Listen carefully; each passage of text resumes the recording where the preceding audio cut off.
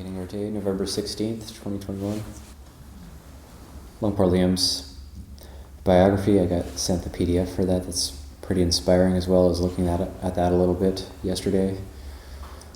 And it looks like they might have done some interviews with him about his life more recently, and that's part of what they made into the biography, although that's just what I got from skimming it.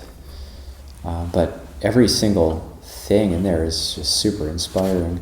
Every single thing I read so far in it is, and it's done in like Thai and English, but not the normal Thai one page, English one page. It's like Thai for a while, then English for a while, then Thai for a while, and it kind of flows in that way. It's kind of a nice format, so that it's all one book. And a lot of good photos of Luangpur Liam with Luangpur Cha, looking after Luangpur Cha. A lot of really good vintage photos that I hadn't seen before, and it's quite wonderful to see that.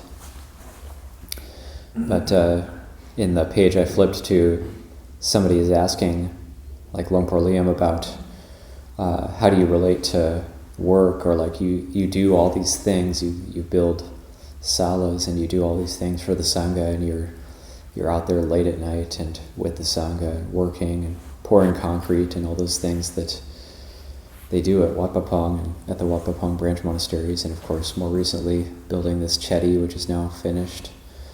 And he just said, well, it's not beyond my ability to help with these things, but when I help with these things, I don't derive any personal benefit from it, and so I'm not seeking personal benefit from the working, but just that thought of wanting to benefit others, and whatever is within my ability to benefit others, then I move in that direction. And so I thought that was just very inspiring. So he's not working out of restlessness or just needing something to do. Sometimes we might work just because we need something to do, like, oh, I'm bored or I'm restless. And boredom and restlessness are actually the same thing.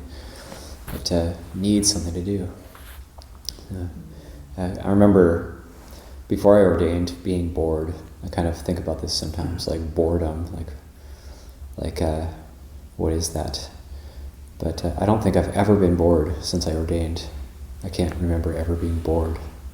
I mean, there's been suffering, there's been restlessness of different types, but I can't ever remember actually thinking like, I'm bored. Like, as a monk. Or like doing retreat in the cave at Pujamgam. I never felt like bored, even though there was like nothing to do except meditate, except practice. But that feeling of boredom, and then being completely alone, but I never felt loneliness. I never felt like I am lonely, So that sense of boredom or loneliness, a lot of people ask about loneliness these days, and I equate loneliness more with like alienation, that sense of disconnect or alienation, and then it gets verbalized as loneliness. I feel lonely. But what we're looking for when we're lonely is some sort of connection. But if we connect with the practice, then we won't feel lonely, because we'll have that connection with ourselves. If we don't develop that connection with ourselves, then it's only natural that we're going to seek it outside. We're going to seek it through work or through a relationship or anything else. But if we develop that connection with ourselves, then we're independent. Then that's atahi atano nato, the make yourselves a refuge. No, nothing else can be your refuge except taking refuge in yourself. Atahi atano nato. There's no other refuge other than yourselves.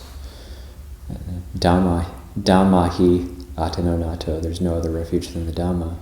So like making yourself, internalizing the Dhamma, making yourself the Dhamma. Actually, we are the Dhamma. We are the Dhamma. We are the living Dhamma. That's also something that we tend to look outside. We look outside for the Dhamma, but the Dhamma it pertains to this body and mind. So we are the living Dhamma. That's something that when Ajahn Bankau was visiting here in 2003, he mentioned that. That really stuck with me. I'll leave that for reflection this morning.